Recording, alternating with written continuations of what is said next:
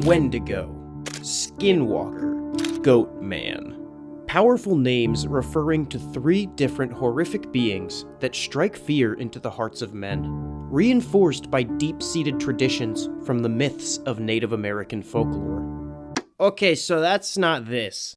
This one guy on 4chan took all that shit, combined it, and slapped it up on the /X forum with a new name. So that's what we're talking about today. The FLESHGAIT is a monster similar to Wendigos and Skinwalkers of lore, with a few key differences. They're also related to the Goatman cryptid, but much less so than the former two creatures. Real quick rundown for those who don't know, the Wendigo is an evil spirit said to be a human transformed into a monster by eating human flesh. Wendigos often represent greed, hunger, and isolation, and how they can turn almost any human being into a cannibalistic monster. A Skinwalker, on the other hand, is a person who becomes a shapeshifter using dark rituals, and takes the form of animals to cause harm to those around them. Those dark rituals include, but are not limited to, killing a family member, dishonoring spiritual traditions, fucking a dead body, or a baby, or a raccoon or something, or fucking the dead body of a baby raccoon or something. Credit where credit is due to the people who mix this up. Sometimes they can get this way with a dark ritual involving cannibalism. So it's a little, there is gray area. I wonder if a Wendigo could become a Skinwalker, or the other way around. I don't know, I'm just stupid white guys pretending to be a monster. Skinwalkers often represent rejection of tradition and misuse of power, either spiritual or otherwise. The Goatman, as a horrific oversimplification, is a goat and a man, but together. The Goatman is more situationally and behaviorally related to the FLESHGAIT rather than in technology, so we're just gonna get this one a quick recap and move on. While these monsters do have aspects that overlap and can represent similar themes and do similar things, and two are from Native American folklore, they are from different tribal lores and are all distinct monsters. One very big distinction here is that Skinwalkers are more often associated with shapeshifting, cruelty, and trickery, like voice and face mimicry, whereas traditional Wendigos are more often desperately hungry and animalistic. Go with the rhyme. If the goth mommy calls you in, it's a monster that'll walk in your skin. If it ravenously and without second thought eats your toe, it's likely it's a Wendigo. Holy fucking shit, that actually rhymed. I'm just drunk. Now, in pop culture, everyone gets this wrong, so these have tended to blend together to the point that if it's in a movie or show, you can bet it's an amalgamation of the two. In the next episode of my cartoon show, I'm even goofing about this idea by putting a FLESHGAIT-style monster as an episode antagonist, and having them all call it a Wendigo. I can already hear the comments calling me both prejudiced and slurs. Thanks for the engagement, boys! Because internet culture loves to be both racist and non-specific, these two monsters that share baseline similarity have over time and uncarefully researched storytelling congealed into one hodgepodge monster. In order to stop being racist when humans decided that wasn't cool anymore, many online horror enthusiasts decided to create a new name for the hodgepodge monster, and the FLESHGAIT was born. The name of the FLESHGAIT came because the author saw the word skin and changed it to flesh, and saw the word walk and changed it to gate. Yup, that's it. That's kind of why I feel okay making fun of the name. Because it was first documented on 4chan, the original discoverer of the creature is still a mystery, but I'm gonna go ahead and guess that he smells bad because I'm a dick. Like its parental monster, the fleshlight lives and hunts in forests and other isolated natural areas. Hence, why the people who happen across it are typically explorers, campers, hikers, meth forest hobos, etc. If you had to pick which creature the FLESHGAIT was closer to, it'd likely be its mommy, the Skinwalker. Daddy Wendigo went to get milk and never came back. Like the Skinwalker, the FLESHGAIT can recreate the voices of those it's hunting. While it can mimic human speech and individual voices, it's not perfect, and the speech is often stunted. They can speak in any voice that they've heard, but stories say that they can only use words that they've heard before. Well, no shit. That's the same for everyone. How many words do you know that you don't know, idiot? Younger, more inexperienced FLESHGAITs are less effective at mimicking speech, as older ones have been around humans enough to develop a rich vocabulary and eloquent speaking patterns. It's thought that the younger fleshgates repeat sayings, but have very little knowledge of what's being said. And as they age and learn more words, they begin to understand the meaning behind the language. The same goes for physical camouflage.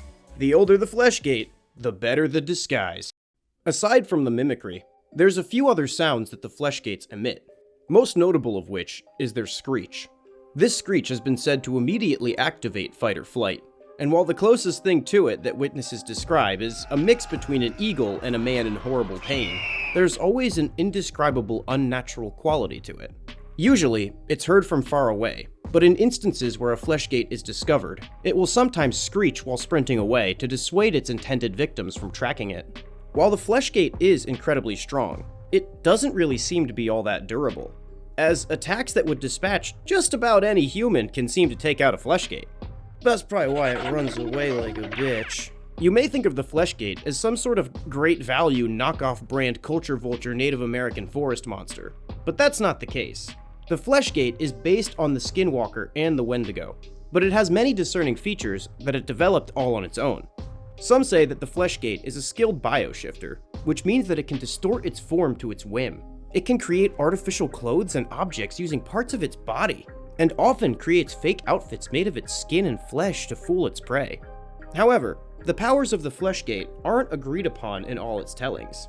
Many accounts say that it can only physically replicate a being once it kills them, because rather than using some sort of supernatural shape-shifting parakeet mimicry, it wears the literal skin and flesh of its victims as a costume.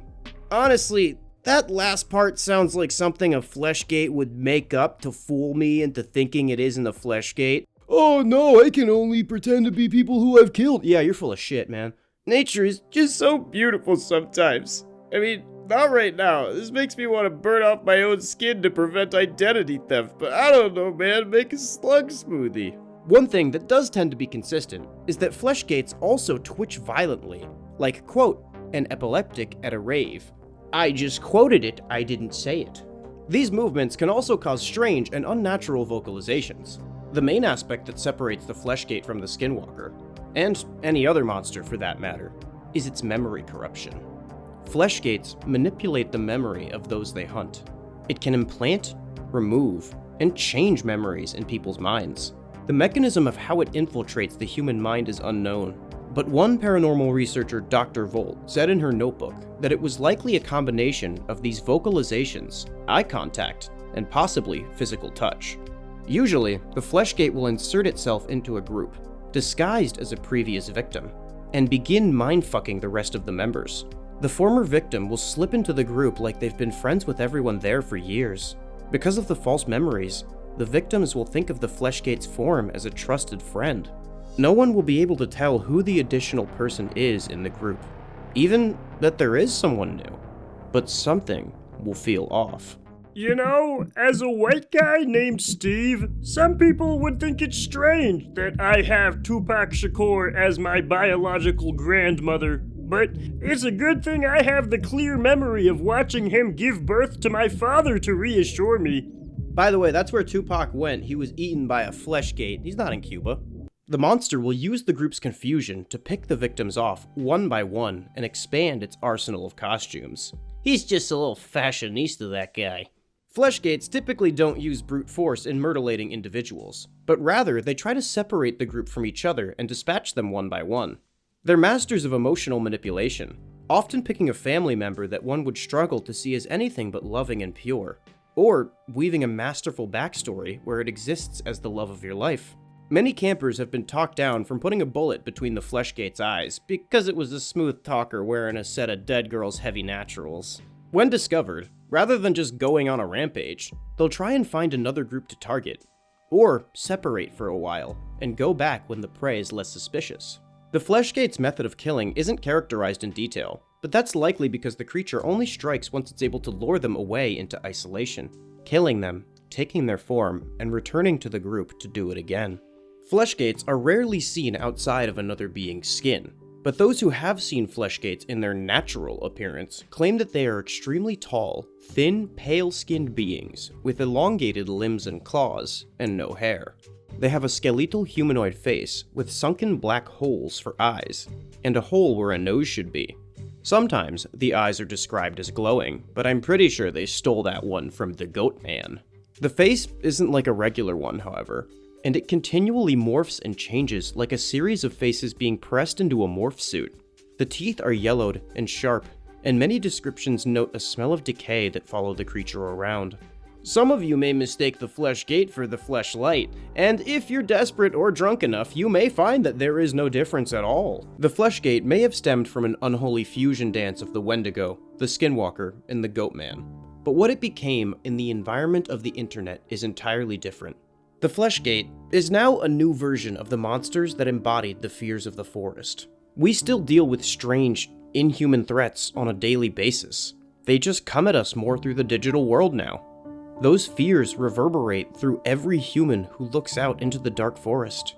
The FLESHGAIT is a digital age mutation of those very same human fears. Now stay tuned for the VR/AI version of the FLESHGAIT, the Meat Stumble. It could be that on the internet, anyone can be anything. Because the barriers of online communities are ill-defined, there's really not that much of a difference between a stranger and a community member. People come and go at a rapid pace, to the point that you can't really get to know them or their intentions at all. If someone anonymous does something terrible, they can easily disappear into the void, like a skinwalker into the dark forest. They pretend to be someone with a grand opportunity, your only way to survive. They masquerade as your best friend, your lover. You might know someone's profile picture, what they post, even what they look like or where they live. Even if you know them in real life, you still don't know what lies beneath the surface, what monsters they may keep behind their eyes. The FLESHGAIT is a monster that plays on our emotions, our memories, our love, our pain, our fear, our nostalgia. Not only that, but the human tendency to create false, more palatable identities to fit in with society, hiding their demons below. The thing that makes a FLESHGAIT, any of these genre of monsters, scary is that if you're a human with connections, you aren't safe. You instinctively understand how this beast operates. It's unsettling. A monster designed to dismantle the very systems we use to keep ourselves alive, recognizing each other. There are probably those out there who would even knowingly follow a FLESHGAIT given the right circumstances. Call me a dumbass if you want, but let me set the scene. Imagine you met someone who you thought was the love of your life. Didn't work out. That person moved on, and despite your best efforts, you didn't. Now, imagine that you're running from a monster for a few days. You're tired, you're hungry, you're scared, and want nothing more than comfort. Inexplicably, that person reappears.